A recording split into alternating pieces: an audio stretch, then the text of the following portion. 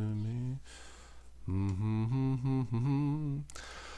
All right, we are live for this last day of October. Happy Halloween.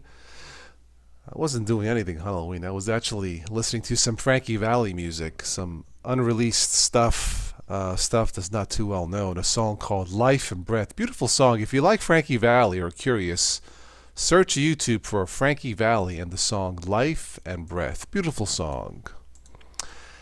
Anyway, good evening all. Welcome to another Toss Today Live. Mugen is falling asleep. Yawn. Okay, good night, bud. Catch you on the next one.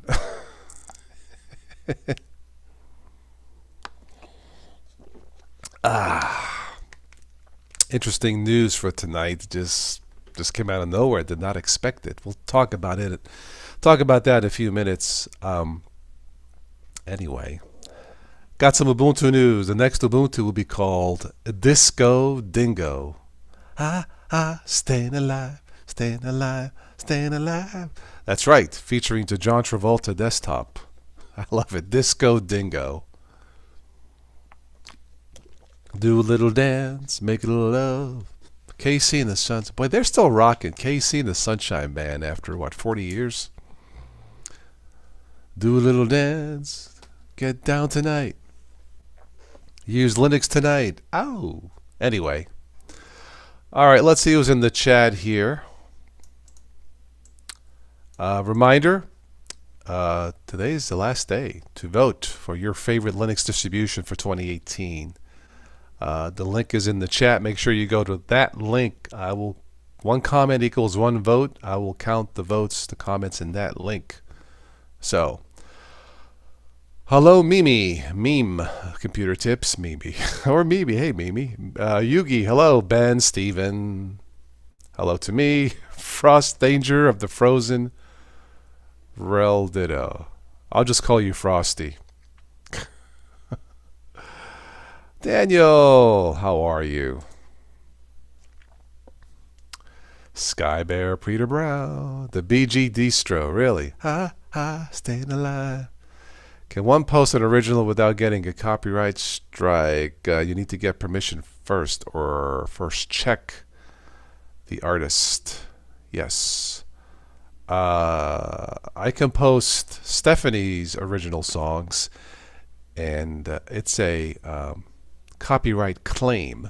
It's not a strike. I don't get in trouble, but all the ads, any ads, all the money goes to her and the company releasing the song. So, anyway. Happy Halloween, yes. You switched your office computer to Linux Mint 19 yesterday, and you love it. Very good. Excellent. I actually took out, I had a 40-inch big screen TV in storage with blown speakers, and it was just sitting there. And I thought, you know, I'm just going to pull it out, put it on my table here, even though it's too big. Crank down the brightness all the way down so it doesn't blind me. And yeah, I'm using a 40-inch big screen like within like 4 feet of my face. Not recommended, but I just felt like it was just gathering dust. Hi Tux, welcome.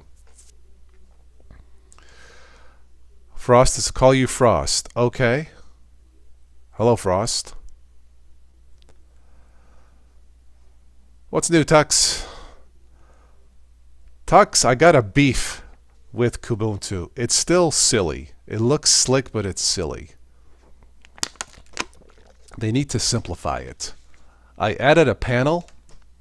I was testing Kubuntu 18.10. I added a second panel where it says, you know, add a panel, and there was nowhere to delete it.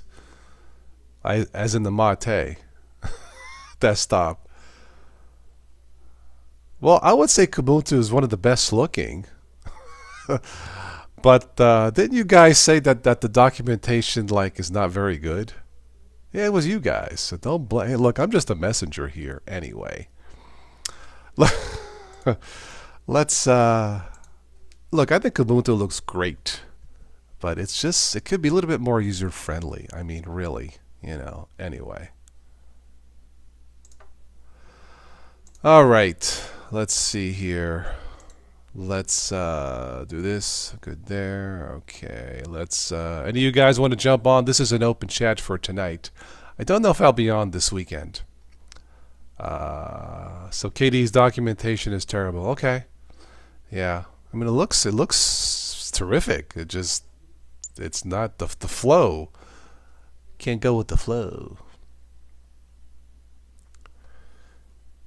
It is possible to delete a panel, but that's a plasma issue. Panel edit hamburger menu. The hamburger menu. I'm sorry. I prefer New York hot dogs. What are you talking about? I'm going to tell that to a Windows user. Okay, you go to the hamburger menu, leave the pickles.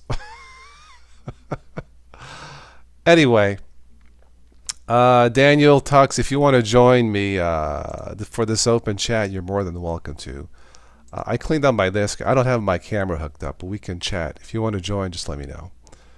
Yes, it is a actual term. Thank you. Yes. For the love of Linux, hello. That's actually a song. Mugen, if you only knew. Anyway, the 3 vertical lines. Okay. I'll forget about. I'll just stick with mate. Jeez, I gotta learn hamburgers, vertical lines. Anyway, who wants to join me for the chat? If not, I'm going to bed. After I talk about my interesting news article today with helium, of all things. All right, you want to join audio? Okay, yeah, I'm just doing audio. Do I still have your email? Yes, I do. It's under Michael at Vesuvius.com. I think that's close enough. Okay, hang on. Let's see here.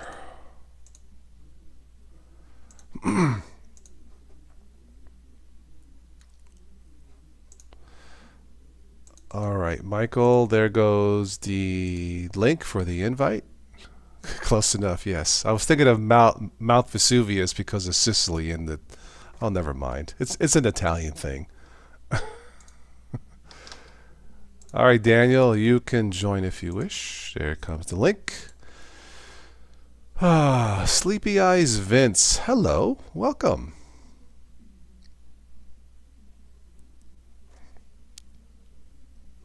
Anyway, if you're interested, you can catch my quickie review of Kubuntu 18.10 in a virtual box.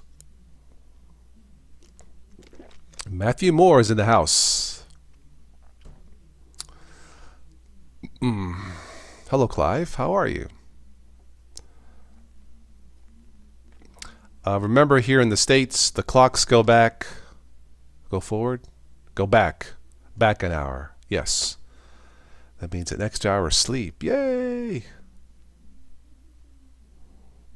If I get an extra hour of sleep, maybe I can do a late night Saturday show. Daniel, do you have it now? I thought I just sent it like 30 seconds ago. Not, I'll send it again. I'm sending it now. There we go. Love a good quickie. Yes. Quickie snack, quickie breakfast. Quickie reviews. Quickie reviews are the best. Because it takes like 20 minutes for me to edit like a 6-minute video in 1080p. Anyway. Very cold and lots of fireworks. Scaring your dog. Oh, okay. Sorry to hear that. Anyway, the next Ubuntu, if you haven't heard, it's going to be called Disco Dingo, as I mentioned before. Great. I love that name, Disco Dingo. All right, waiting for some other co-host guests to join, and we'll go to the main news.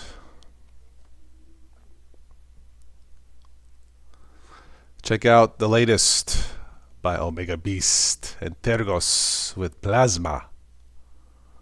It sounds like it should be like a Mexican distro. Welcome to Antergos. featuring the Tequila Desktop, senor. By the way, during one of the last live events, we were talking about music, like I think the Bangles. And Stephanie made a comment. She says she appreciates guys or people who love the Bangles. So the voice of Linux, not the voice of Linux, but the voice of YouTube, Stephanie.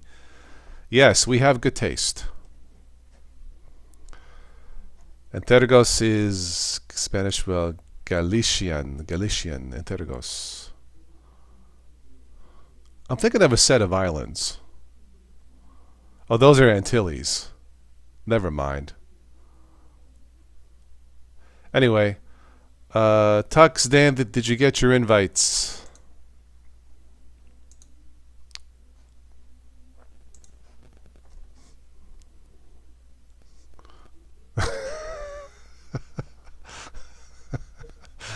Tux says, wait, it's not for Galician. Hold on. I think Galician is a web app for Kubuntu, Tux. Yeah, it's part of the hamburger menu. Hey ho, Linux 3D, hey ho. Walk like an Egyptian, way oh way. I'll probably get, like, demonetized. Walk like an Egyptian. Walk like a penguin. Daniel, I sent it out to you, man. I know I did. I'll do it again. Let me see here. Daniel, your email is still at the Gmail, right? Hey, Alan Pope is in the house. Alan, would you care to join, my UK friend? Steve's very own. Dan, but your email is Gmail, right, Daniel?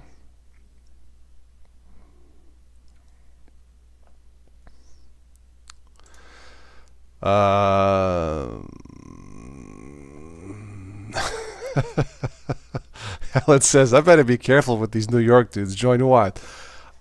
Tonight, this is just an open chat on Hangouts. I don't have my camera, Alan. I'm just doing audio. But if you would like to join, I just heard that the next Ubuntu is called Disco Dingo. I love it. If you want to join to chat a wee bit, and yeah. We have Vesuvius in the house. Hello, Michael. And I don't hear you.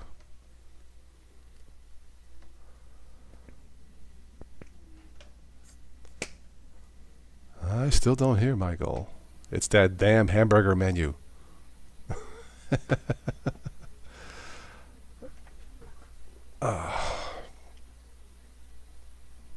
Anyway. But yeah, Alan, if you want to join for a few minutes, you're more than welcome to. It's not like it's past midnight, right? There we go. All right, cool, Michael. There we go. Great. Let's get Alan in here from the Ubuntu Kingdom. Do I still have Alan's email? There we go. You still have me? I got you under my skin. Great. Hello, Michael. Hello, Daniel. How are you guys? I got slammed with trick-or-treaters tonight like no tomorrow. Oh, really? All right, Alan, check your email, Alan. It's been quiet here in Ohio. I think because the weather's been crappy and rainy, so. This was actually the first really good Halloween we didn't have rain and sub-zero weather. Okay. It's been pretty pleasant here. I went through $45 worth of candy today. Wow. That's a lot. Well, 10 of it I was expecting to eat myself at least. Oh, that's why. Okay. Michael, did you have any trick-or-treaters? No. Okay. All right. I love to see the kids all painted up come to the door. It is nice. Yeah. My area is not typically where trick-or-treaters happen. I think they bust them in over here. They bust them in? Okay. All right. No, I don't get into it. I mean, ever since my son was growing up, like when he was littler, I would get more into it, but now it's like yawn, Yeah. Although I was chomping on some candy corn. That's one of my weaknesses. A lot of sugar in that thing. I ate like half a bag. I'm like, ugh, I'm all sugared out, man. So the Intergos thing is oh, yeah. Intergos is a Galician word. which is a subsection of Spain. Okay, I figured Galicia it was, is a subsection of Spain. Got it. Okay. And it means ancestors. Okay. I figured it was somewhere down that part of the world. But no, I did check out Kubuntu 18.10. It looks slick as always, but it seems it's like the best. Fine. Discussion over. It's the best for Michael. Discussion. Okay. Well, tell the developers to make like the settings a little bit easier to navigate through. If unfortunate thing is that there's certain limits that Kubuntu can do that is reliant on Plasma. So like editing the panels is a Plasma thing. Okay. And it's reasonably easy to convince people in Kubuntu to change things, to improve it and stuff. It's very difficult to convince people in KDE. Why? Stubbornness. Okay, fair enough. I suppose. Like they have a programmer's mentality, and okay. They even if you have a suggestion that has been proven for over a decade to not be a good option, they will keep it just out of principle for no reason. Wow. Okay. So after that point, I kind of give up on trying to convince them of anything. I see. You know, I've played with Kubuntu over the years. Hi, Alan, and it looks really. I mean, it does look sharp. It's like I want to keep this, but well, in the Mate desktop, I can do that easier. I can change the setting easier. I keep going back to the Mate desktop, but that's just my opinion. So, how are you, Alan? I'm fine, thank you. Excellent. So, Alan, the next Ubuntu is Disco Dingo. I love it. Yeah, it's fantastic. I love it. I predicted it in May. Really? Okay. Yep. I predicted the Dingo part in May. Oh, okay. Oh, getting 50% is not a proper prediction, Michael. You've got to. That is a proper prediction. I mean, there's so many thing. animals that start with D. I mean, it's like with Quetzal, you had like 3 options. So right. Okay. All right. Let me. So I'm counting it regardless. Okay, I'll let you have that one then. All right. Since it's late for Al, he doesn't want to argue. Yeah, exactly. A little bit of that as well. All right. Let me share the screen here. There we go. Yeah, I was cleaning up I don't have my camera hooked up, but that's all right. These people know what I look like. So, all right, there we go. Share my desktop here. Fake news. This is not Toss. Is that you walking down the street in Italy?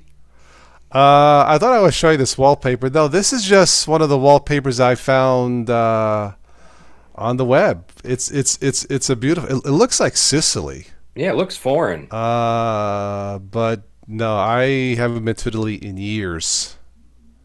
It looks pretty though. Absolutely. Anyway. European architecture always looks awesome. Yeah. It's this little thing we have in Europe called history. Yeah. I don't understand what you're saying to me right now.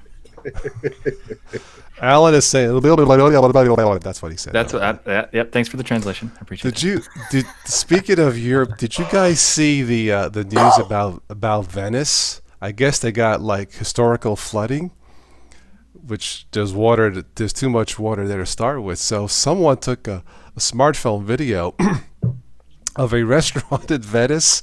Yeah. There was like 2 inches of water inside the restaurant. And the people, the customers, was like, yeah, this is a normal thing. They were just chatting and drinking, wearing their in Italian it's stivali, wearing their boots, and the waitress and people are walking by, and I'm like, aha, so that's a wet bar. But I went there a few years ago on a holiday with actually more than a few years ago. It's like 14 years ago. Okay. I went there and it wasn't flooded at the time. Okay. But it was lovely. It was a really, really lovely place to go. It's really nice. Yeah, food. Yeah. I haven't been there. I've been to Sicily. I've actually, Michael, I joked about Vesuvius, but back in the late 80s, I climbed Mount Vesuvius before it erupted again. It's quite a sight, because at the base it's nice, warm, and green. The higher and higher you go, it's like the moonscape because everything has been fried by the lava, But I'll never forget that. Of course, now it's not safe anymore. Anyway, all right, let's see. Welcome, Richard. Okay, I got my iPhone news up. This one kind of caught me by surprise, but let me go ahead and screen share again here. Let's poke fun at Apple.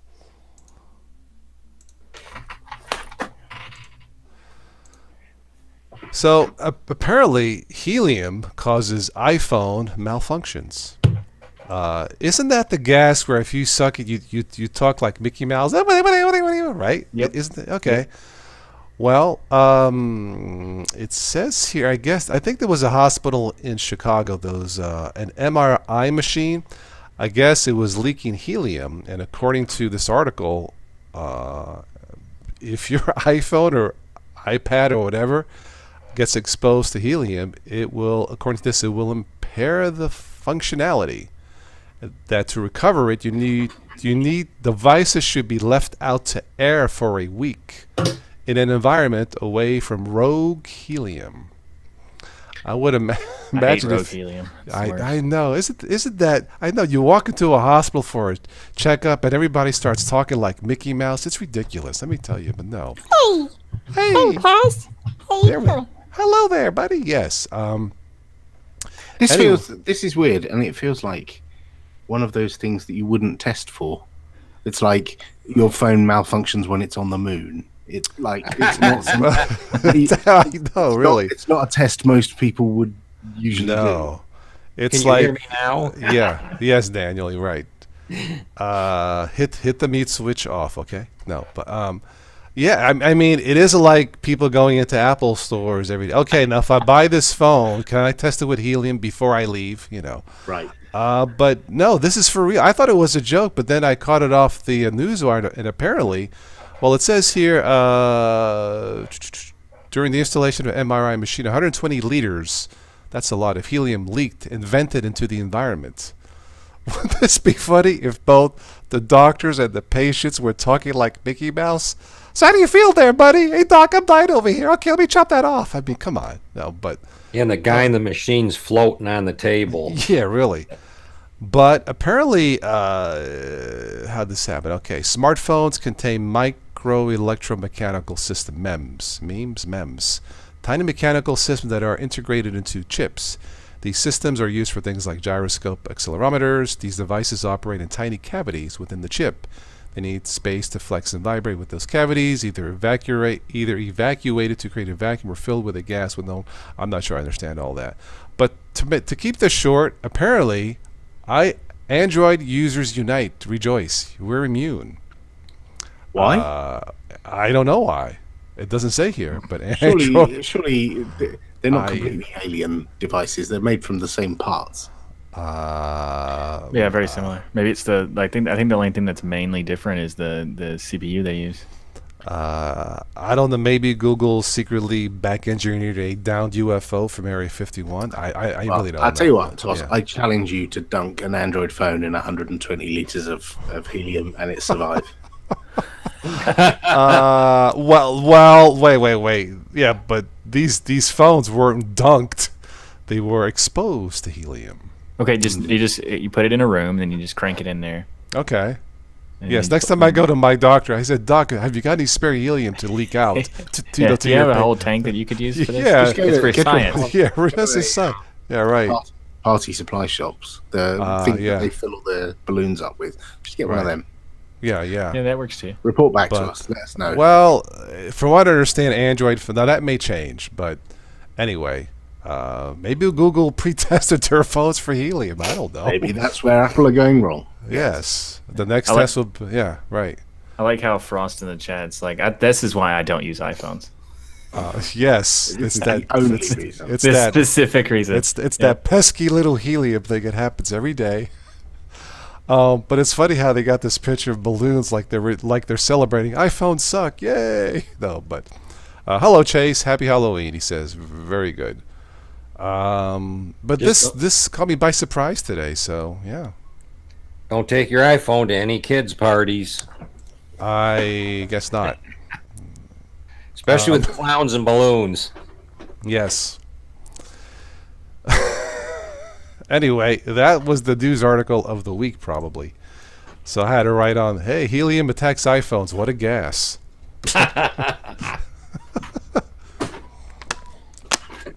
So, Alan, how's the progression of Ubuntu coming along with 18.10?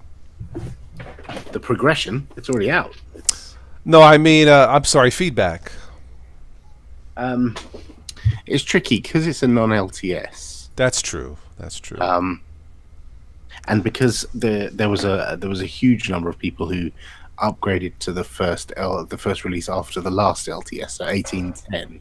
Okay. Sorry, 18. was it 1610? Which was the one we switched to GNOME Shell? Whichever that one. 1710. 1710, right? Yeah, yeah.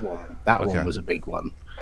So it's now stabilized with 1804. I think there's less compelling reason to upgrade to 1810. So yeah, we still get, there are still thousands and thousands and thousands of people who do it, right. But it's not as popular as the LTSs. You get like 10 times as many people on the LTSs. True. But from what I tested and read, it uses a little bit less RAM. 1810. Yeah, it may well do. Yeah. It is noticeable. Yeah. Okay. No, I mean, if you want a little bit faster GNOME desktop with Ubuntu, definitely go to 1810. But yeah, I'm not so fussed about the fact how much RAM it uses because it doesn't use more than it's not like it uses all of it. It's not like I have none left for anything else. Right. Yeah, it's not Chrome or anything. Yeah. just don't install it in your ThinkPad, Alan, from 1994. Right. Yeah, right. Yeah, I've got one here actually. Okay, show us. Yeah, this is quite an old, crusty one. Okay, is that the latest one that you bought? Or? This is one of the newest ones. Yeah. Okay. Some of them ThinkPads double as a weapon. Yeah, this is pretty heavy. Yeah, it's a bit of a beast. Yeah. Well, I think they all are. Like most of them are. Yeah. I mean, mine's the ones I have. They have like metal hinges on them, thick metal hinges. So if I drop it, well, the hinge won't break. Maybe the shell will break. I don't know. But ThinkPads rock. That's all I'm going to say about that. So they don't roll very well, though. No, you just drop and they rock down the steps. Yeah, right. Yep. Who doesn't love puns? That's right. We're so punny here. Alan, which desktop are you using now, Alan? It depends. Okay.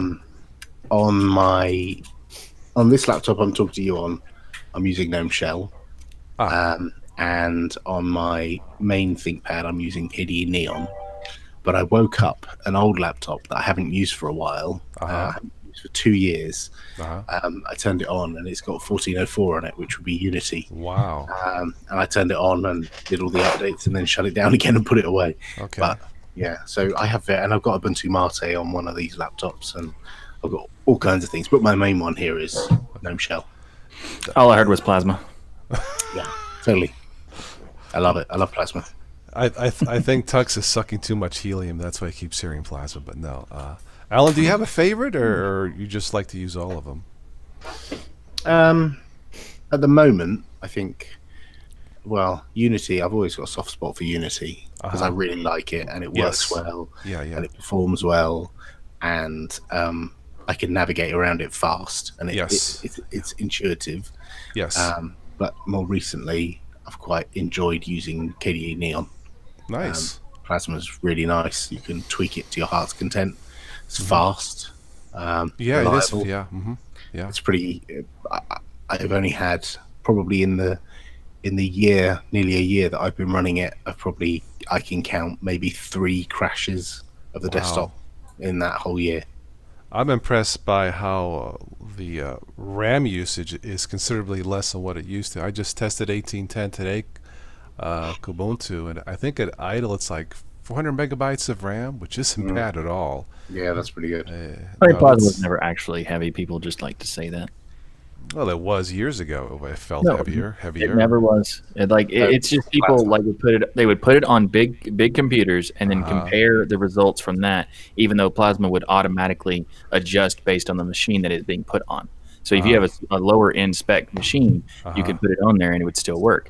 There's even like the minimum requirements of running Plasma. This is not recommended, but it's possible of 512 megs of RAM. Yeah. Mm-hmm.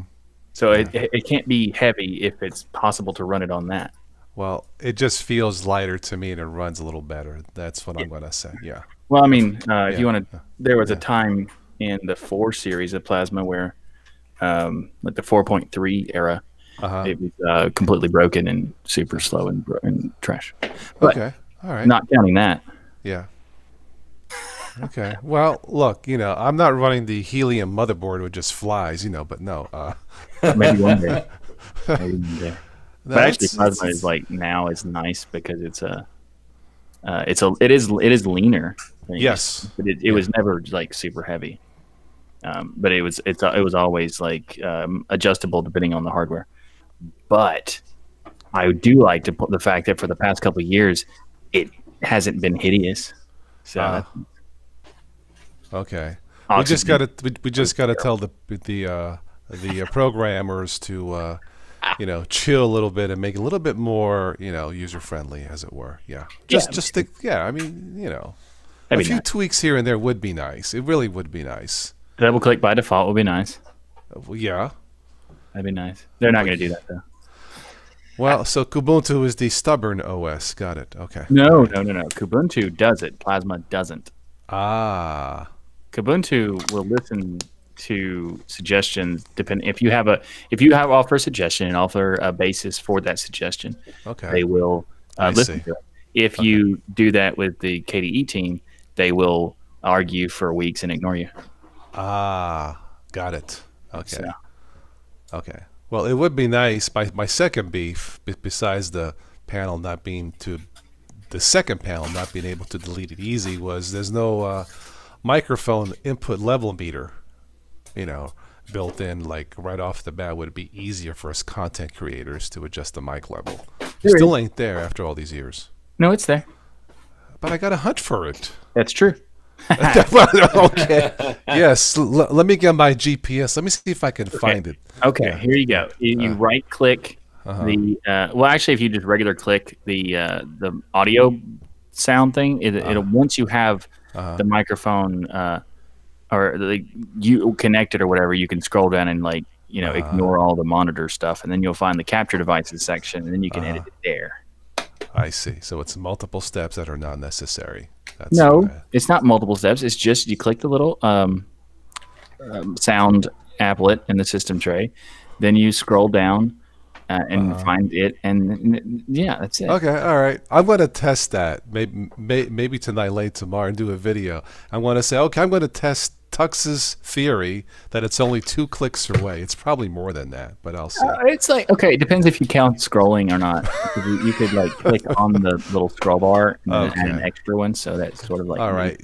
All I'm saying is it would have been nice when you click the icon, you drop down, and the level's right there in front of me. Would have been a lot easier. Well, yeah, that's true. It is there. It's just every single possible device is also there too. Yeah. So. It's for example, the fact that there's the monitor section for your HDMI output. Yes. Probably not necessary, but it's there. Okay. All right. So if you maybe actually get the microphone, it's always at the bottom for some reason. So with the second panel, why they're making it more difficult than it has to be to delete the second panel? That is the Plasma way. Ah.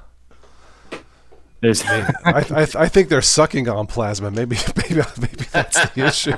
Right, I've always said that Plasma is the best DE for anyone who wants to have absolute control, a specific workflow, and to be and also to be a lean system. Okay. But the defaults are a little bad. Okay.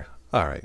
You have to modify. I wouldn't suggest anybody use Plasma. Unless they are, 1, aware that they have to change things, or 2, use Kubuntu. Okay.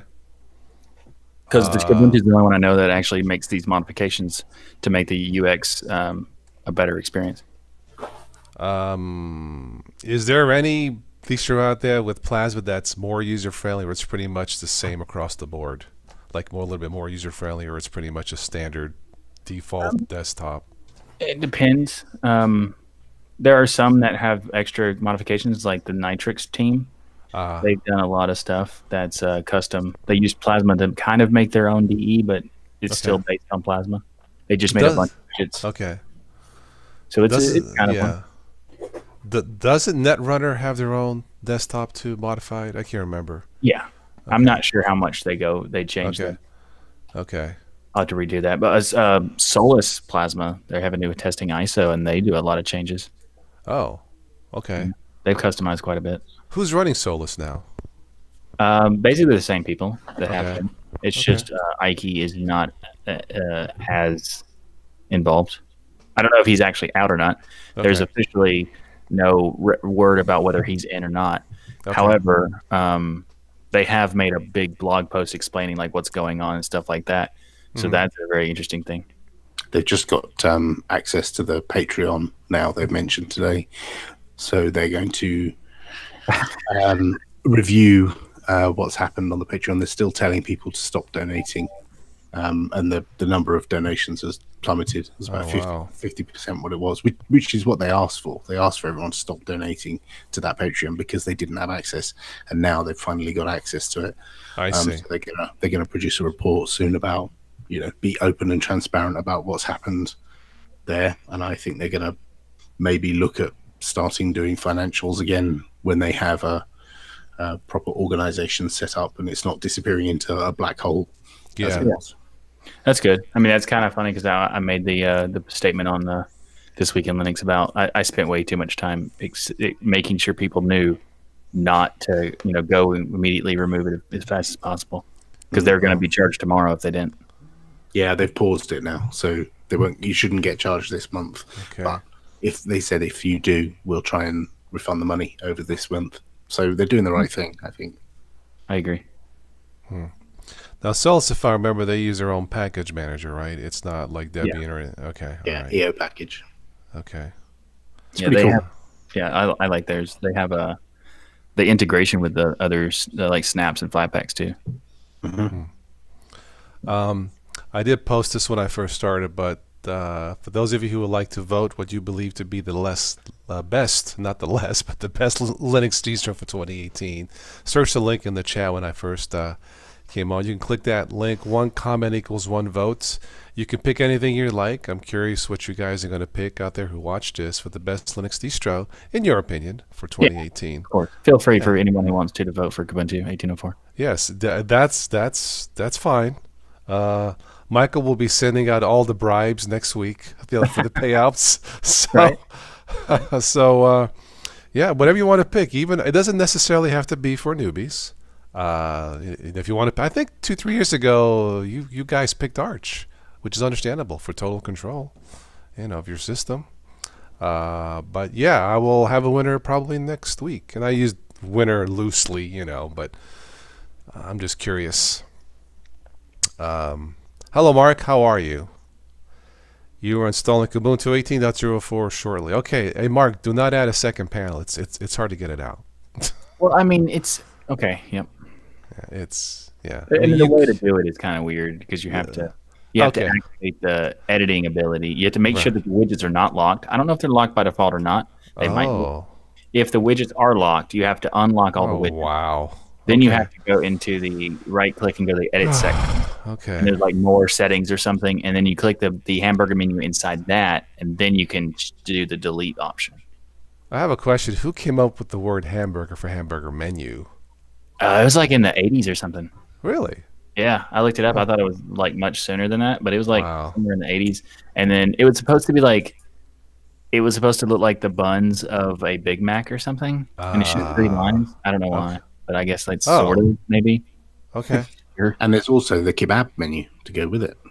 The what? So the hamburger menu is 3 flat lines. Yes. The kebab menu is 3 vertical dots.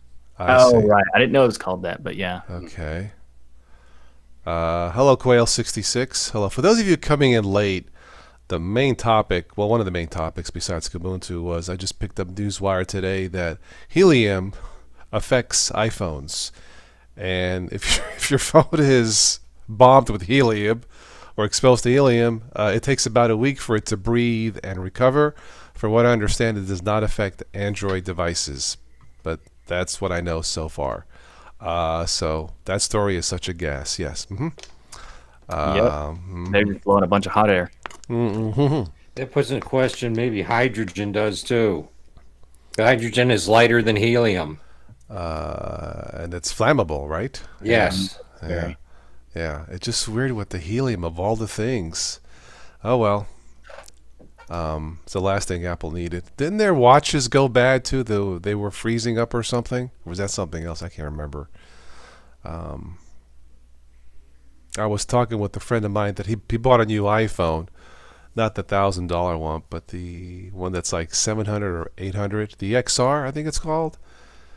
And I said, "Well, Cody, you know that you have a nice phone, but my $200 phone has a bit bigger battery than yours." Anyway, it's all about power, people. When it comes to smartphones, the way I see it, it's all about power. You know, all the features on the phone, on a high-end phone, are great, but if you can't turn it on, then what's the point? But this phone, this Motorola, I can get, if I don't use it a lot or play music, I can get about 3 days on this battery, which is awesome. A 5,000 milliamp battery. And it'll cost me $200 for an unlocked Motorola phone. It's awesome. Oh, and guess what? It has a headphone jack. Yay! Yay! Hey, yeah, I know. That's automatically the bet. It makes it better. Yes, that's a sale right there, and it was for me. It has a front-firing speaker. I wish it had 2 speakers, but at least the speaker's in the front and not on the back or at the bottom. Does it have Bluetooth capability? It's got everything. The only thing I wish it has the old micro chargers instead of USB. That C. ain't a deal breaker for me. No, it's not. It would have been nice, but at least it has turbocharging. Well, the USB-C is kind of new technology, and it's got different standards for different cables and different plugs, and it's a mess. Well, I like it because with the micro, you have to be careful because it only goes in one way. And if you have it like upside down, you don't want to force it and break the jack. But you're right, it was not a deal breaker. But if it would have had, it would have been a nice touch. But the fact of the battery and the headphone jack, and I just got an update, I think it was yesterday, security updates with Motorola. So, you know what? Can't beat that. You can't for $200 and a super duper battery. I mean, really, Yeah, that battery should cut your grass. I know it'll jumpstart my car if the battery's dead too. Yeah, but Quail says hello, Popey. Quail 66. Hello, Quail 66. I could have just typed that in the chat, obviously. Anyway, yeah, okay. But that was the story of the day. So iPhone's affected by helium. I'm sure Apple will have a rebuttal to this tomorrow or feedback tomorrow. I don't Hot know. air. Oh yeah, or they'll be for the yeah, right, yeah. The battery's replaceable in the Moto phone, not in my phone, Mike. Having a user replaceable battery would have been nice, but honestly, if this lasts a few years without issues and then the battery starts to fade, I won't complain. You know what I mean? Actually, batteries are surprisingly replaceable. The battery in this phone that I have is not like necessarily replaceable. It's not. There's not like a plastic cover you can pop off and put your battery in. But the camera failed in this phone. Oh no! And I bought one on eBay, and it arrived, and I can show you. It comes in a little plastic bag like this. That's the camera module. And wow! I took the phone apart and followed a YouTube tutorial. Yes. Took the phone apart, took the motherboard out, took the camera out, put the camera back in, screwed it all back together again, perfectly fine. And at that point, I could have replaced the battery as well. So it's not straightforward, but it's under an hour to completely tear it down. That's not bad. That's not bad. Yeah, and you can do that yourself. I have an older Samsung. It was the model before they sealed those batteries. Was it the 4 or the 5? I can't remember. I have the 4, I think. But I kept it because even that phone has a pretty decent camera, and I can change the battery. So, I can use it when I'm walking or in the car or something as a vlog camera. But I kept it because the camera on that still is pretty good. It has a pretty sensitive microphone, too, when doing videos on that thing. But obviously, if you could just, unclip or unsnap the back plastic or panel, change the battery, would be a lot easier. Mm-hmm. I think batteries these days are lasting a little longer. They just don't have enough capacity. Most batteries. They do take up a lot more abuse than the old batteries did. Yeah, so I don't think that's a problem today in terms of longevity. It's just that I have a problem spending $1,000 for a phone or $4,000 for the phone that I saw last week, and that battery technology hasn't changed in 20, 25 years. That's the problem I have. But I mean, there's also, I mean, I like the phones that I've had a Nexus 5 for like many, many years. It's a good phone. Yeah. Like this is my third one, and it's because functionally it's great, and feature-wise it's great. The camera's not the best, but it's okay. The battery though is one of those. It's not a unibody, but it's basically like you have to pry it open with like just take a crowbar and try to hope you can get it out. Right. That kind of replacement. But the main thing is that this phone has this weird hardware bug that if after a certain amount of time the power button will stop working, and it will like the physical button on the outside is fine. It works like you would expect it to. Yeah. But the inside, the motherboard and the circuit for the power button are like, it just gets locked on. So your phone is constantly rebooting when you turn it on, and it's impossible to use. Oh, and I've had that happen to me. I've had it happen to me twice, and I've had other people 3 times happen to them. Yeah. So it's definitely like a massive problem that they had. Well, before this, I did buy the Nexus 6P, the one with the big front-firing speakers. It was like $140, And at the time, the reviews for that phone are like, even today, the phone holds up pretty good. So I thought, okay, it has a big battery, speakers, and all that. Bought it in about a week after doing updates. It went into a loop, and I did some more research, and apparently now there's a lawsuit against Huawei and Google because apparently they built the phones knowing that there was a flaw in their chip or whatever, that when you do a certain amount of updates, it shuts off, it says Google, it comes on, it shuts off, and all it has the Google, and it goes to that boot loop over and over again. Yeah, so that's what I had. Okay.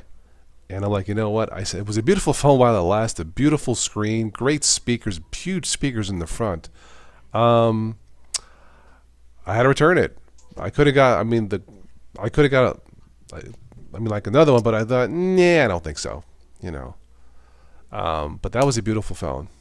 But I had insurance on my Nexus 5 when it happened, and they sent me another one, and it happened again while I hadn't even sent the first one back. Geez. So I had them side by side in a video where like you can see them both doing it. It's like, yay! Wow. This is a very defective phone. Yeah. And the 5X also had the same exact problem. Wow. So they didn't learn their lesson. Well, there's a lawsuit that was filed months ago that the judge says can go forward some kind of a class action. And I'm thinking, Google and Huawei, why? It wasn't test the freaking anyway. That's another story. Well, they can't pump them out, like candy if they test them. Right. Yeah. Well, C128D says if you want your battery to hold up longer, do not fast quick charge them. That heats them up and wears them out exponentially faster than slow charge. It could be. I don't know. I don't use that fast charger a lot. See, I have a couple of Samsung chargers that charge a little slower. I'm obviously the charger that came with the phone is a turbo charger, but it's nice to charge it like really fast. But I can see where it heats them up faster. Yeah. There's different types. I only use fast charge. Okay. Well, it depends. If you try to fast charge a battery that doesn't have support for it, you can mess it up. But if it's supported for it, it should be fine. Yeah, I love it. Yeah. Love it.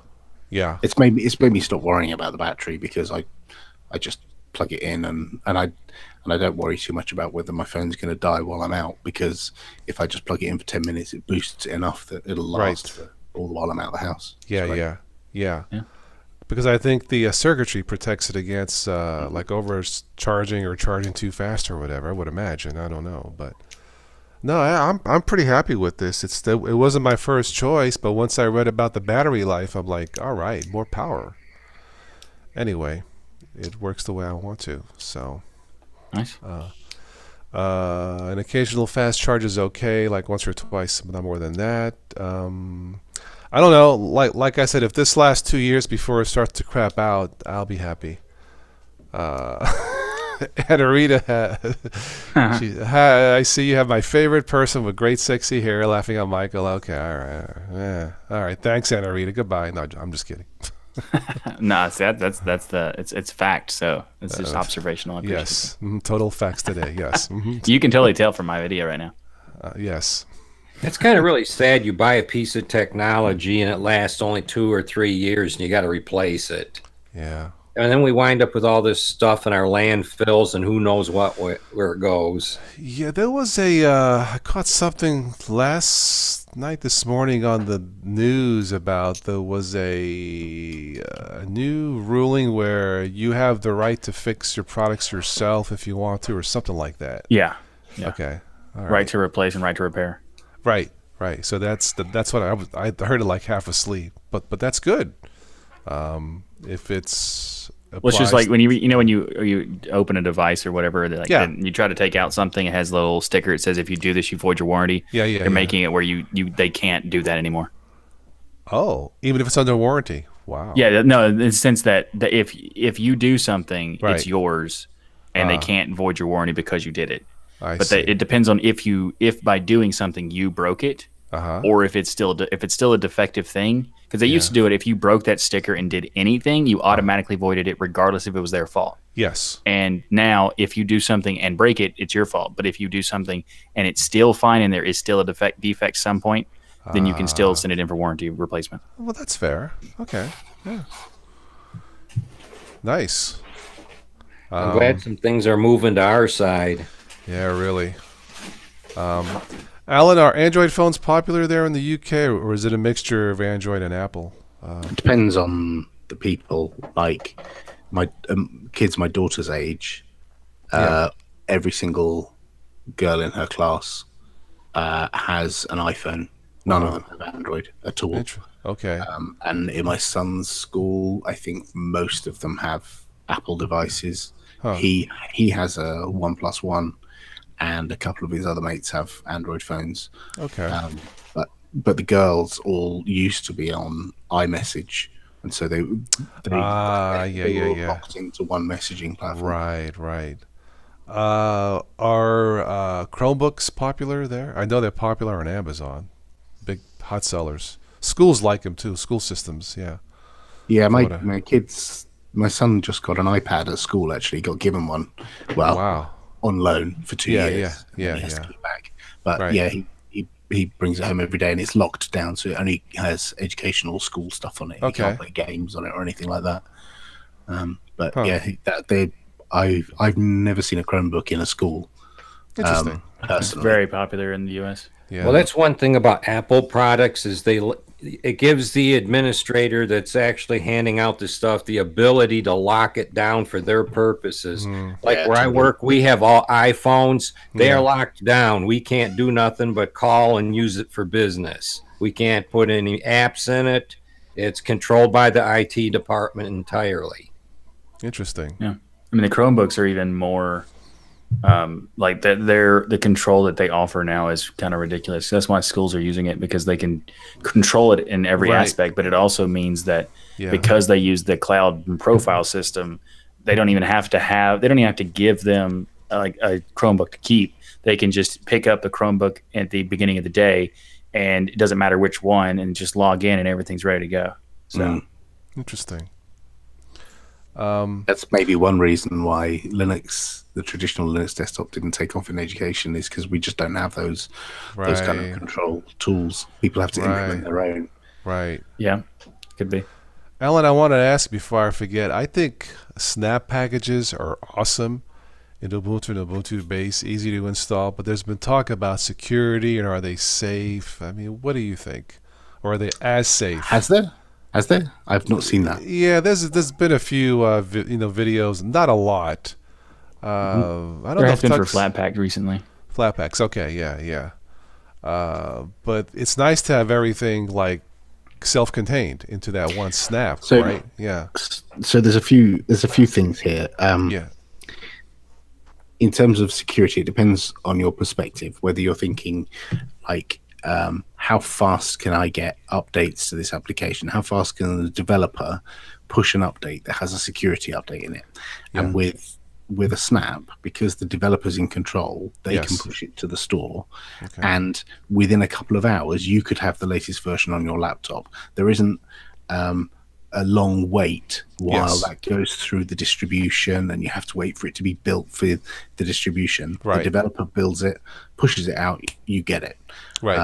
And so one of the things we do in the Snap Store is if we detect that there are any packages that have CVEs inside a Snap, the developer gets sent an email first thing in the morning that says, here's a list of all the snaps that you've got in the store. I mean, they may only have one, but here are the list of all the snaps you have in the store that have these insecure packages in, to let the developer know they need to rebuild their snap and push it to the store again.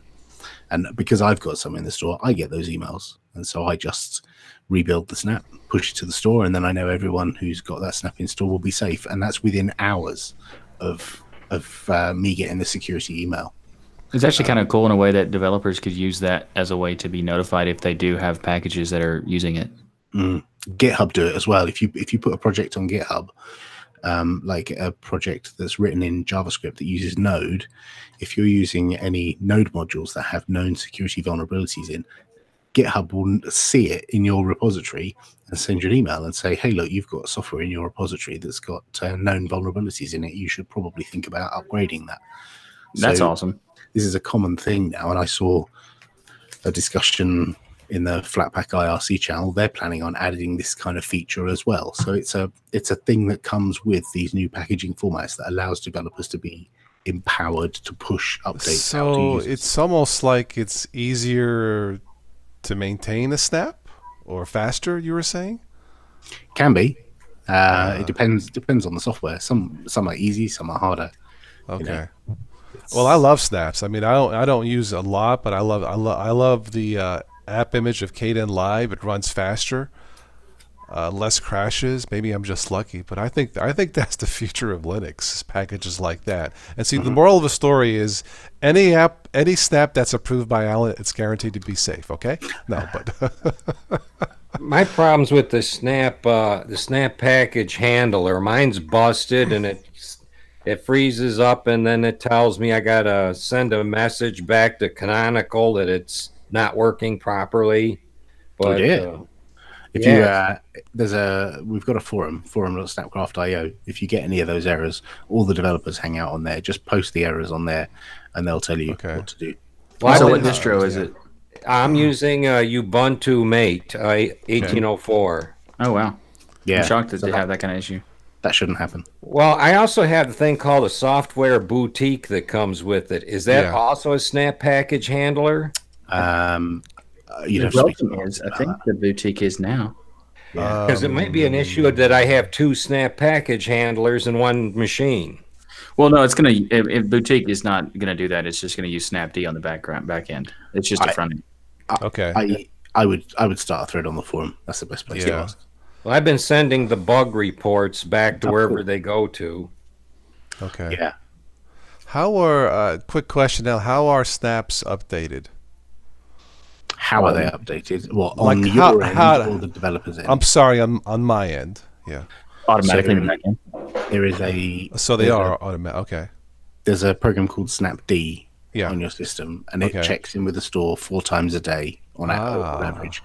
You can force it by typing snap refresh, Okay. but in the background, 4 times a day, it will go and check and see if there's anything to update, and it will just upgrade it in the background. Nice. You don't have to do anything. Nice. Awesome. Well, if the boutique is Snapd, shouldn't I just be only using the Snapd? No. Boutique? The Snapd is the back end is the back end that's running it. But boutique is just a front end to utilize that in an easier way. Okay, but there's also the snap package handler, which is another piece of software that's much different than the boutique. That's the one I'm having trouble with. I don't even know what that is. I mean, it would just be Snap that you would install in the command It's line. the same one that all the other distros It's use. just boutique is like a software center, more or less, right? Okay. Yeah. Okay. Yeah, I installed Spotify's Snap and something else, and then Kden Live is not available as a Snap. I guess no one's working on it. Not yet. Okay. So I did the app image, and it seems like it's faster, and it crashes less. Can I? There's a few questions in your chat. Shall I just scan through some of them? Because Sure, go ahead, Alan. Yeah. I probably missed some. Yeah. One question from Anita is asking, can we trust the developer what's inside the snap? And so one of the things we're adding is a manifest to the snap so that you can see how the snap was built. You can look inside, look at the manifest and see what's in there. You can also just download the snap. You don't have to install it. You can just download it, unpack it, and have a look at it yourself and have a look at all the files. Yeah, it's more about you trusting that developer is doing the right thing. And if you don't trust the developer, don't install the software. It's as simple as that. We have added a verified developer checkbox next to a small set of developers who are trustworthy, like people like Spotify is a verified snap. So some of them are verified. The ones that aren't, you have to use your best judgment.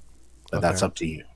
Yeah. Same thing with regular packages anyway. Right. Mm-hmm. They also have the snap changes, which is awesome. I love that feature.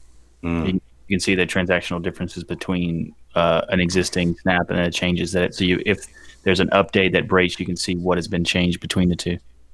I did read where there were some numbers released, if they're accurate, more and more users are installing snaps, and there are more snaps available, like a lot more, and it's growing, that list. Is there a website where there's like a total list of snaps, Alan, that we can go to? There's a storefront. If you go to Snapcraft.io, there's a store button at the top. Oh, okay. You just search. You can just browse through all the snaps in the store. Okay, cool. I don't think it tells you how many there are.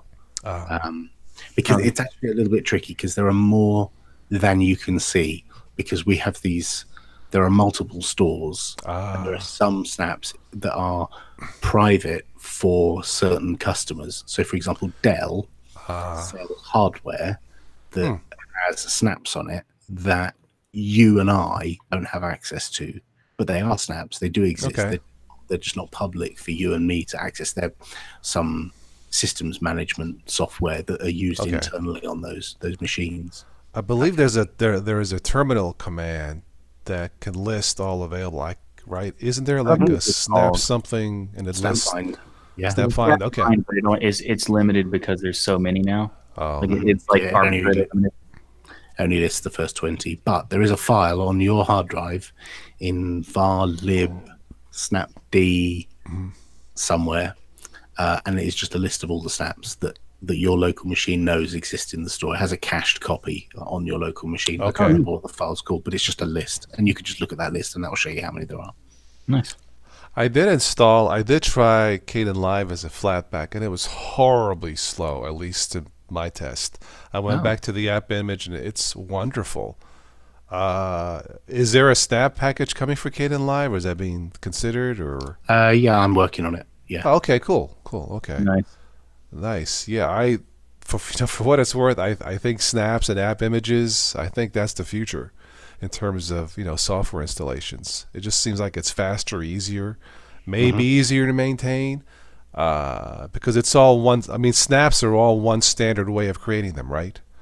The way you create them is relatively straightforward, but some software is super complicated and hard to package, and so it's not as easy as saying it's easier. I mean, it can be easier depending upon the software. I snapped, I don't know, half a dozen things today. But depending upon what it is, it can be easy, it can be hard. If you're the developer, you will know your software, you'll know how complex your software is and how difficult it might be to package. So if I'm using Ubuntu or Ubuntu based, chances are I should not have any issues with snaps. Would that be correct? Like if we use Ubuntu, it's the same. A snap is a snap across the board, right? Okay. Right, and that same snap works on Ubuntu 14.04, 16.04, 18.04, 18.10. It's one. See, this is one of the things that's good for a developer.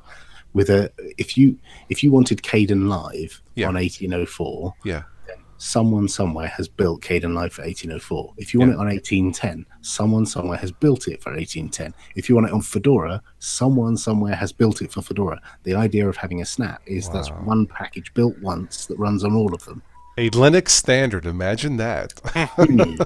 Man, hi, Steve. Hi. How you doing, Lacoste? Hello. Hi, Steve. Hello, and nice to meet you. Hey, Daniel. Hey, Michael. Hi. Hello. Alan, thank you. That was going to be one of my questions for our next chat when we had the time, but I'm glad I asked you that because I was curious about snaps and the future of snaps. And one of the things that I've seen raised in the chat is speed, and one of the things we're always looking at is improving the performance. And we know that there are some snaps that the first time you run them, they're a little bit slow because they set loads of stuff up, and we're aware of that, and we're working on with the desktop team to improve those performance issues. So, if you do find any problems, ping me, let me know. We may already know about them, but if we don't, then we'll try and fix them. It sounds like snaps are a snap. Yeah. To use it. I think they're awesome. I mean, for what it's worth, the ones that I use are app images the same philosophy in terms of the creation and the maintaining, or that's totally. They are very. I mean, they have the same universal aspect, but they are very different as far as how they function. And one of the big differences is discovery. Like, we've found that users actually open GNOME software and go looking for something new to install. Yeah. And because snaps appear in GNOME software, they can discover new things, and we update the list of editors' picks on a regular basis to try and make people aware of this new software that's out there. And we're helping free software developers get their software in front of users, and we're helping users find new software. And AppImage doesn't really have that. It doesn't have a storefront, and so it's very difficult for you. I mean, if you go looking for a particular piece of software, and you could go down the Windows route where you go and find it on the internet, and you find a file and you download the file and then you run the file, right? But most people, that's a scary concept. Most people like to open, like when I say most people, I mean normal people, not any of us. Like, normal people open an app store and look at an icon and read a description and then click the install button, and that makes them feel comfortable and safe. And so putting that stuff in a store, we find, means users install it. If it's a random download on a website somewhere, or you have to add a PPA, that's a real stumbling block for developers to get their software out to users. Is there are you aware of, heard of a popular by request list of snap apps that aren't yet made? So I started a wish list thread on our forum. Yes. About a year ago, and it's the single most popular thread on the forum. So that's yeah. And I have a spreadsheet that I track things that I find interesting. I go looking for things to snap, and people ping me on Telegram and say, "Hey, have you seen this thing?" And I'll go, "Oh, okay," and I'll go and have a look at it. But the goal isn't that I am the man who goes around snapping everything. The goal is that we educate developers that snaps exist, and it's a way to get their software in front of millions of users, and teach them with our documentation and examples how to do that, and then they can do this themselves, and they don't have to rely on someone like me or Martin or one of the other developers to package it for you. The idea is it's made simple, and you can do it yourself. Is it possible to run an Ubuntu system with all snaps, just snaps? Not yet. Well, actually, yes, it is. Technically. Actually, it is. I have a laptop right here that is all snaps. But I've got no graphical environment on there at the moment. It's okay. So it's possible, but not quite refined. It's not end user like. You're right. Okay. I think that's awesome. Yeah, I mean, so you said, when will the Kdenlive snap package be available? Do you know, or? It's on the list along with all the others on that wish list. I find it hard to believe that Kdenlive will not be the #1 requested, for us content. Yeah, I know. It's hard to believe. But I mean, the fact that there are app images and there are Flatpaks out there means it's not a super high priority for me. I see. Right. People can still get hold of the software. It's not like the software is locked in a filing cabinet in a basement somewhere. It is possible to get hold of it. No, the app image works. I'm just curious if the snap version would be even a little bit more faster, a little bit more stable. Just curiosity, But app image works. I mean, it does work. And I check Kdenlive every month to make sure there's not an updated version of it, They only update usually every 6 months or so. Oh, is that what it is? Okay. Yeah, sometimes it's sooner, sometimes it's 4 months or so, but they usually update with the big application stack update with KDE, so they're usually coordinated to release at the same time. So anytime you see KDE applications update, there's probably one for Kdenlive. Okay. I downloaded the. I'm sorry, I downloaded the Caden Live app image because of TOS, and it starts up fine in that. But I was having problems with it. Going, I would try to go to my video folder to bring up a file, and I couldn't navigate through that file manager. Mm. This is one of the things that we have with all of these confinement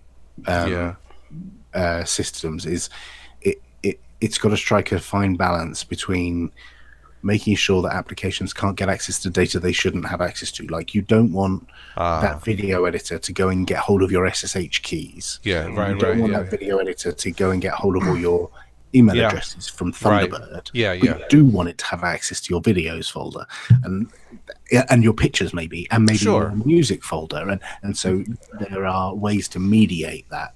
But it's a hard problem because there's lots of software out there that expects, and Caden Live is the same. They just expect to have free reign on the file system. Yeah, I've tried others like OpenShot, another one for Linux. And I keep coming back to Caden Live because I found it more stable than the other ones in the long term. I found it easier to learn. And I don't use all the features in Caden Live, but it has just enough features for me to edit what I need to get edited and then just move on, Yeah, it has I mean, it just works usually. The issue I have with Caden Live is it won't access all the cores of my CPU where OpenShot That's what I wish it would, right? Yeah, it's OpenShot to do 15-minute video. It does it in 5 minutes. With Caden Live, it takes 20 minutes. But OpenShot has never worked. It always either froze or crashed. I mean, every single bleep in time, seriously, so I stopped. Now, I don't know if the new one's better. Is there a Snap OpenShot? Snap package? I think there is. Okay, maybe I'll try it, but it has never worked. Yeah. I'm not saying OpenShot is better. It's when it works, it's faster. Okay. I've had, there's issues that OpenShot is like just now getting to the point of like feature comparable with the Caden Live, and it's like it's been so long that Caden Live has just kind of surpassed it as far as like when they finally added the ability to do waveforms on the clips inside the timeline, so you could zoom in to see where you want to cut, because otherwise there's no reason to be zooming. So like they just now added that like 2 versions ago. So every time they add something, it's because it's something that Caden Live's already had for a very long time. Okay. And and Caden Live is just improving and adding more features. And they got Lua, not Lua, but actually it's Lua wipes and stuff now. They got extra stuff. They have like new color correction stuff, all kinds of. But the core thing is because it's only single threaded. The refactoring of the system is actually coming in I don't know if it's the next release, but they're doing a whole refactoring of the timeline so that it will be able to do multiple cores.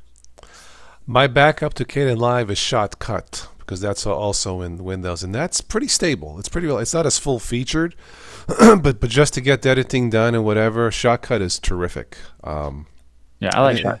It feels a little faster too. Yeah. I've been using Flowblade.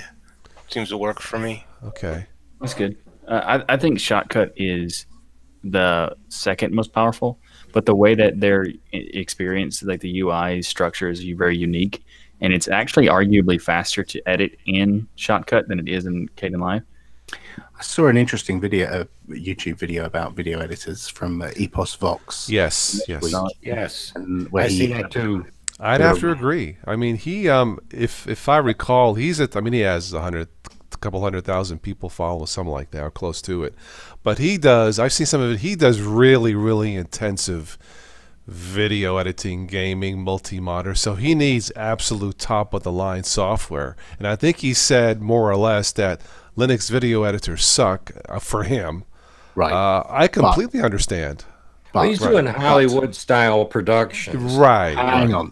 You're talking about Epos? Okay. Yeah. I said for him. I didn't say it's... Wait. Yeah. Scroll down and read the comments. There's a guy who's left a comment who works for the BBC. And he said inside the BBC, and I think you can't get much higher end. Yes. People at the BBC editing things like Doctor Who.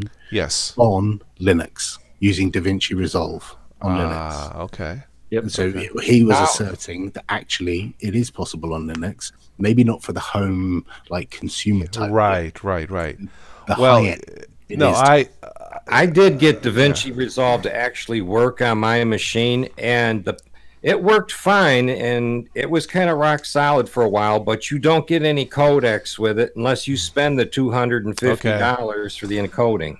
My guess is since the BBC, they probably bought, I mean, I don't know, they probably bought specific hardware computers to match that specific hardware, right? Yep, the high-end workstations. And it's probably thousands of dollars. Then it should work because that's what you paid for. Well, they all Lightworks. So. There's a bunch of movies that are edited on Lightworks and Linux as well. No, Linux has the capability of doing it. There's no question. It's just a matter of does the hardware match just the software? You know. So well, I think you've got to pick which is the right software, right, for doing the job. Yes, right. I don't know if the Dells or System 76, if those machines, if you install DaVinci or something else and it works just as well as something else, as a Sony or Adobe. I don't know, but I believe EPUS for him, he has not had any luck. But I wrote once again, Linux has the capability, and Alan just kind of proved it with the BBC. So yeah. If they're using DaVinci Resolve, it comes with anything anybody would ever need to produce a great video. Yeah, there's another one that's not bad that I tested for free version. I can't think of it. Hitman or something like that. Hitman Video, something like that. I can't remember. In the game? No, it's not the game. No. Hey, Vinny, we got to take the freaking hit off the K-then live. Okay, no, but Hitman Express, I think it's called, is the free one. Oh, HitFilm. HitFilm, sorry, HitFilm. Yeah. Hitman, yeah. The HitFilm is a Windows only. Okay, all right. You guys feel like talking about SSDs for a minute? Sure.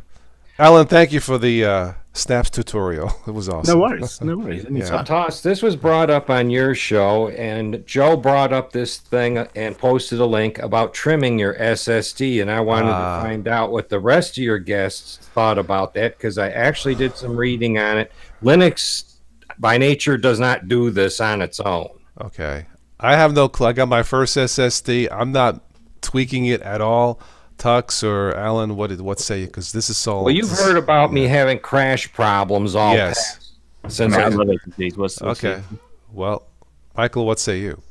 I mean, I'm not sure what the question is, but I mean, I love SSDs. So, do you trim yours? Trimming. Oh, not really. There's more like automatic trim based in depending on your distro.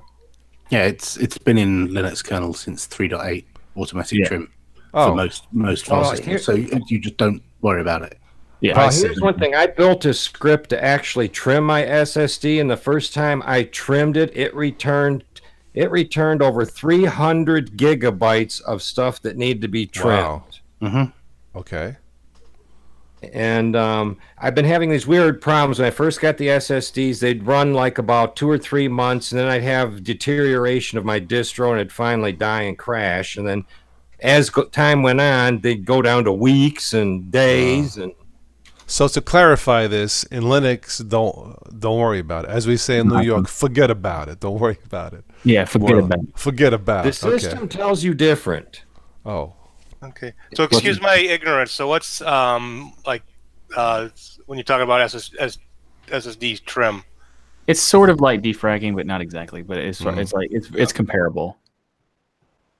It's kind of like cleaning up used like kind of excess stuff, but it's also to make sure that the SSD runs at a smooth pace and the write speeds are kept equally like for like the entire lifetime. Okay. But for the most part, you don't have to do that. Okay. I love mine. I just got as my first one for testing. It's what is it? A Kingston 120 gig for like $30 on Amazon. It's awesome. It's sweet, especially with Ubuntu Mobile. It flies. You know. SSDs are awesome. I mean, if you actually the difference between an SSD and a hard drive, like the performance. When you combine that, you can compare SSD with NVMe, and you basically have the same comparable performance, but even faster than SSDs.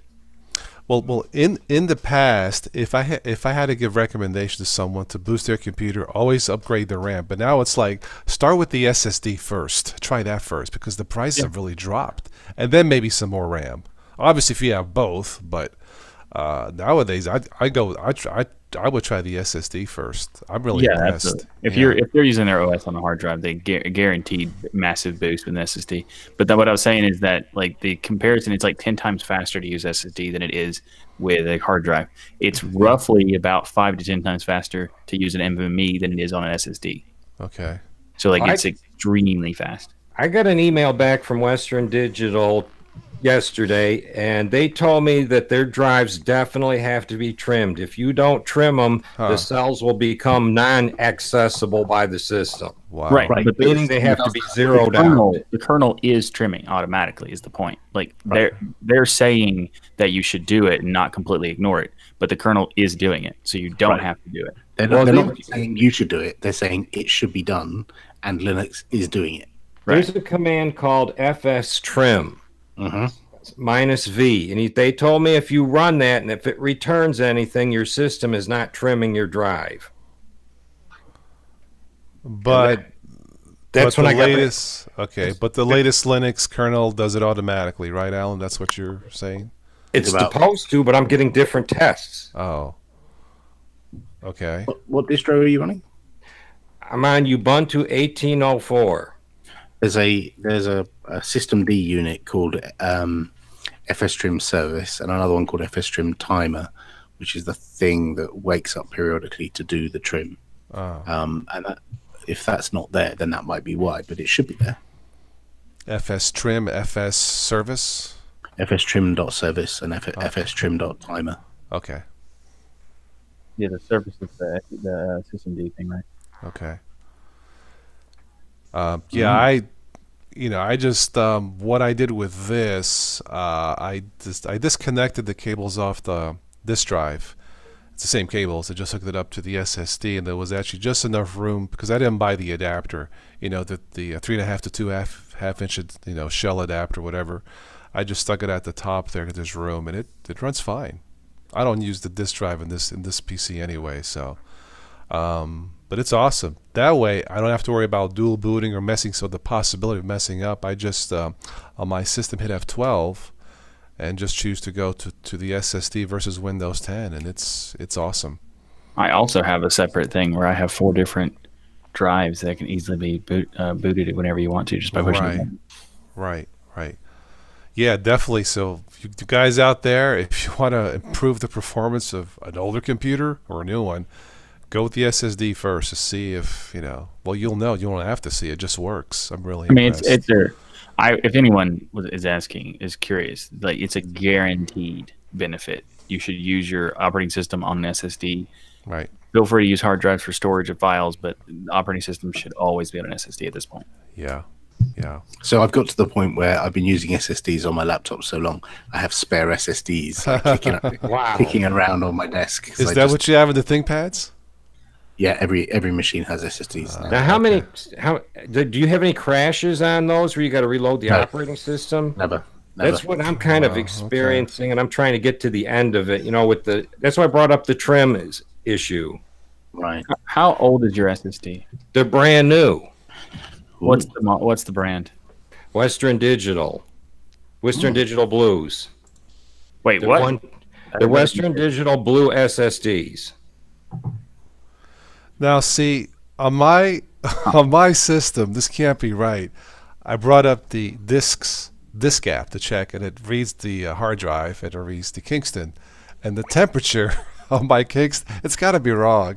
The temperature of my Kingston SSD is 99 degrees Celsius. That's like boiling. It's got to be wrong, right?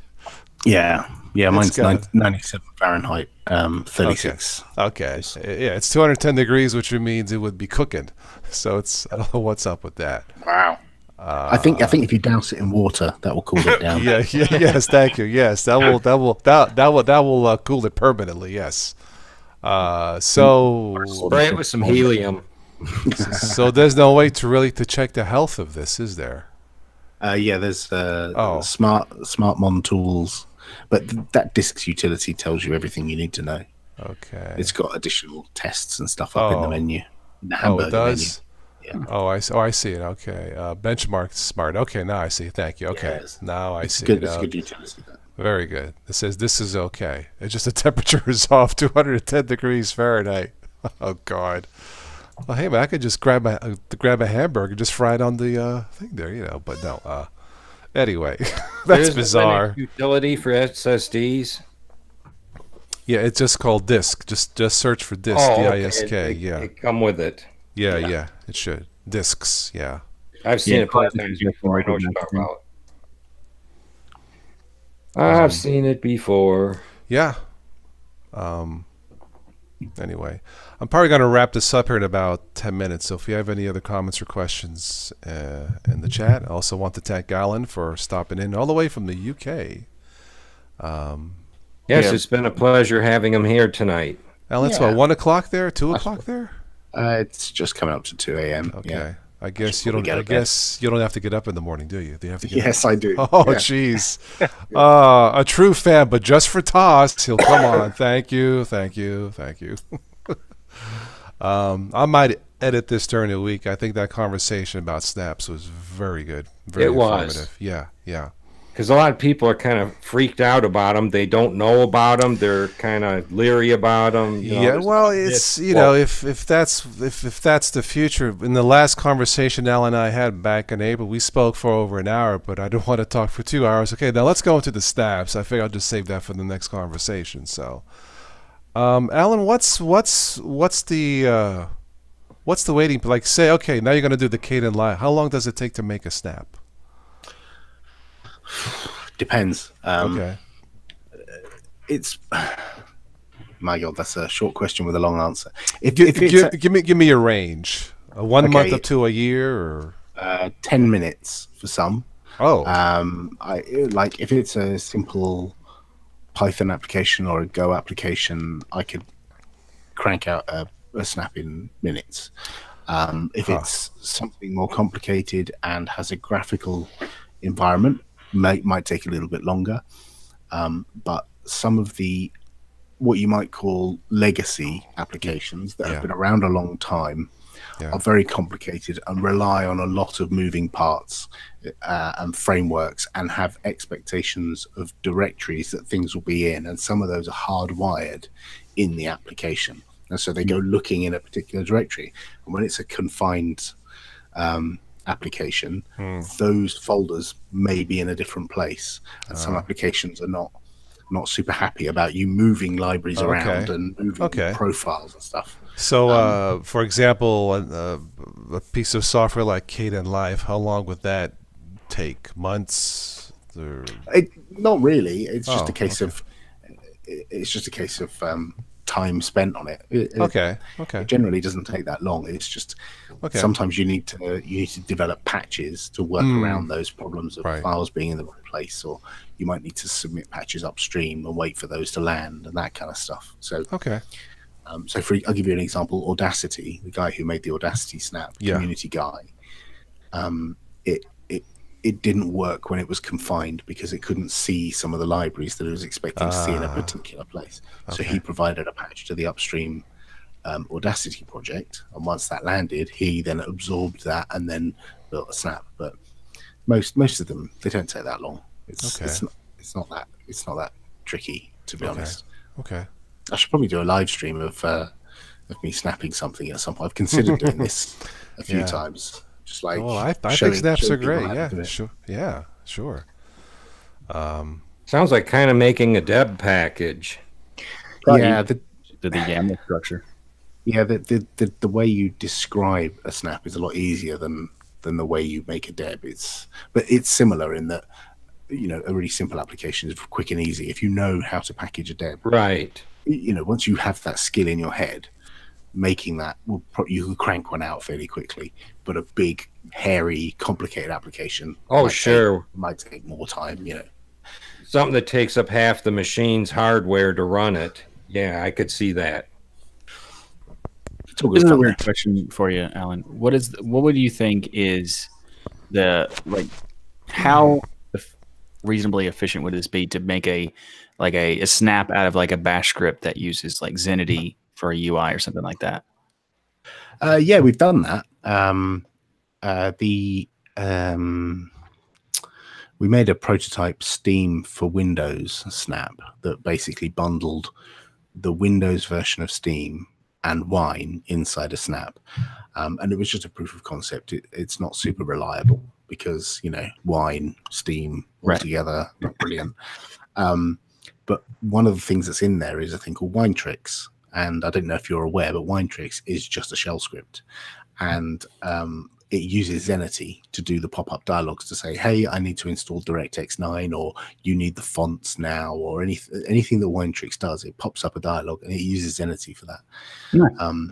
But we found Zenity is kind of a big beast. And so we've been using something else instead called YAD, which is leaner than Zenity. So yes, a snap that has just a shell script and YAD to do the dialogues be great. You could create a nice little lean application that's just a shell script and just uses YAD to do all the dialogues. That'd be easy. I forgot about YAD. Isn't YAD based on Qt? I don't know what it uses underneath for doing the dialogues. It may be, but I don't think so.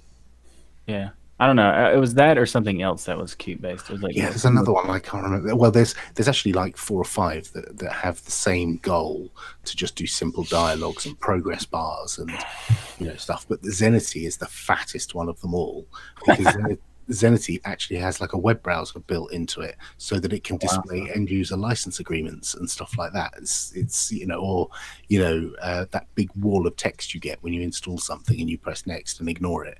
Like Zenity has basically a browser built into it to do that, whereas some of the others are a lot leaner. I know Dialog has recently come back to being maintained, and they've made a ton of changes that are improving it. So I mean, that's really cool. I didn't know. I forgot. I knew YAD existed. I forgot it because every single application that has yet another, I hate that name. Yeah, I'm not a fan either. But that's why I never call it yet another. I just call it YAD and just never think about the name. Yeah. Like, nerds are not very good at naming things, unfortunately, it turns out. Yeah. I love it when there's yet another something. Oh man. There's at least 2 of those that I found. Oh, some of the Linux names. I like Chaos, KOS, Chaos, good one. Dead Beef Player. Calculator. I prefer Live Cow Player. I'm sorry. To give my calculator to rate gals. Haha. Oh man. One last thing before I forget, what SSDs, is this true with SSDs that there's no warning when they start to go bad on like standard hard drives? Is this true? When it goes bad they just die? They can do. Oh. That is a possibility. They can just go and die. Right. Because they're electronics and sometimes electronics die. Right. I've personally, I couldn't tell you how many SSDs there are in this house. But it's a dozen or so. Wow. And there's probably a similar number of spinning Rust hard disks in the house as well. Okay. And I've replaced more spinning Rust hard disks because they've failed than I have SSDs. Okay. I worry way less about SSDs, but back up and you're fine. Right. Back up and back up again. Yeah. Plus, I can tell you when something's starting to go wrong, certain things in your operating system will start working wonky or won't work at all, and other things will, because some of the cells for that program or whatever that's stored at are no longer usable. Makes sense. Okay. All right. Yeah, as Steve says in the chat, graphics cards do that. They just you might get like 10 minutes of graphical corruption and then that's it, burned out, gone. Well, there's 2 things that are the enemy of computers: heat and dust. So that's why when I clean out my computer, I use my Black & Decker leaf blower. It was fun stealing that fan, seeing the fan spinning. It was cool. But obviously don't try this at home. We are professionals. I'm a semi-professional here. But no, it was cool. I took the computers in the garage. I didn't put the leaf blower. Now, this was not like a hurricane strength professional leaf blower. It was like an electrical one. And I put it on the table in the garage and cleaned them out, and it was awesome, man. It just worked. Yeah. Version of this, and you want to change the title? I have one for you. Computers that just die. Oh well, you know. Yeah, I've blown the dust out of computers that are in industrial settings, like in a Oh my God. workshop. I've used the hydraulic air line to blow the dust out of a computer, and that's worked really, really Yes. well. Yeah. Just don't put the nozzle close to the motherboard unless you want that to go flying across the room. Yeah. I've chased floppy drives around the floor. Airlines. That's quite good. Yeah, my brother-in-law gave me one of his laptops. He said, it's been running hot. So I took it apart, and I saw, because they have dogs and hair Jeez. Oh, my on the God. fan and all that. And Well, the the dust computer- that came out of it. And he's a computer guy, too. Well, the computer went to the dogs. Oh, jeez. No, I've taken mine out, and there's like spider webs in there and like a bug or something, but not too bad. I'm usually good at keeping it clean and cool, so But I blow mine out once a month. do you? I do about every 6 months. I don't. I drag mine outside about twice a year, the spring and the fall, because it's very heavy. It weighs about 50 pounds. I can't lift it. Yeah, what do you hose it down then? No, I use the air compressor out of my work van. Yeah. Okay. Well, hey, whatever works. Whatever works. One thing you don't want to do is overspin the fans with compressed air, because True. the fans, not because of the myth that you'll create all kinds of back voltage, it's the fans are rated to spin at a certain speed, and you don't want to exceed that speed, right. or else they'll come apart. Oh, I blew that the first 30 seconds. Blew by that rate.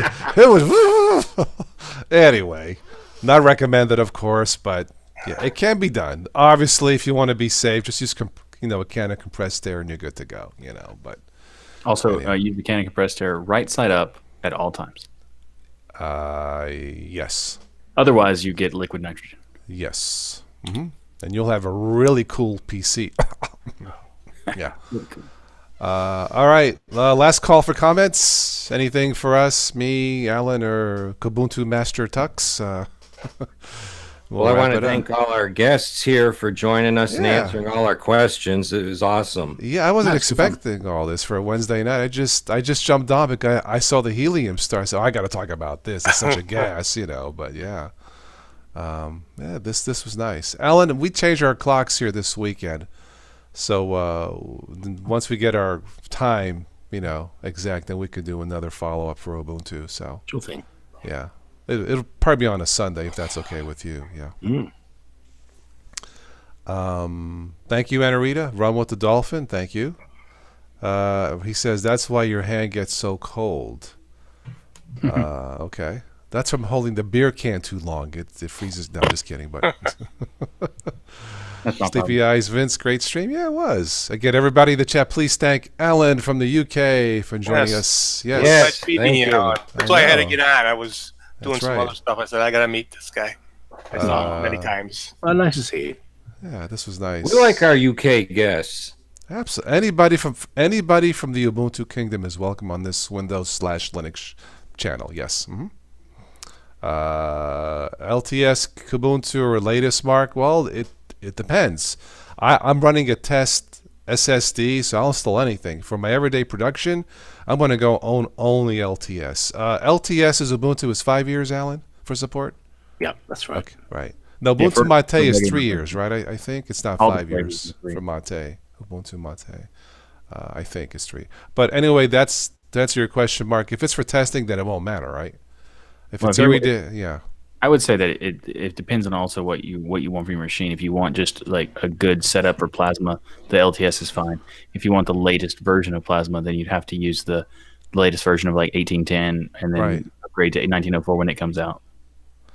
I remember in the past seeing on the Linux Smith blogs or forums, and they say like if your current version of Linux Mint works the way you want it to, they generally recommend don't upgrade. Well, it's just because it used to be when you upgraded Mint, it used to break stuff. Oh, okay. All right. Okay. Yeah, they were kind of like, hey, don't do this if you don't have to, because then you'll be mad at us. Okay. Yeah, I only upgrade when I have to, when I feel like, but I don't know, but that's just my opinion. I prefer the LTSs. Yeah. Also, to bring it back in the cycle, the best thing about having LTS now is that we have snaps, app images, and Flatpaks. We don't have to worry about who cares. That's if you want true. the latest applications, you just get them. That's true. Yeah. Yeah. Lately, I'm curious, and I've been just playing the field. Okay. Anyway, okay, guys, I want to wrap this up for this evening. Alan, thank you. Tux, Steve, Daniel, this was a joy. Yes, thanks for the invite. Absolutely. Let's do it again. Yeah. Sure. All right, guys. You have a great night and a great morning. Okay, bye-bye. Everybody take care. I know. Bye-bye. There's Al. Okay. Good night, Irene. Bye-bye. Take care, everyone. Okay. Bye-bye.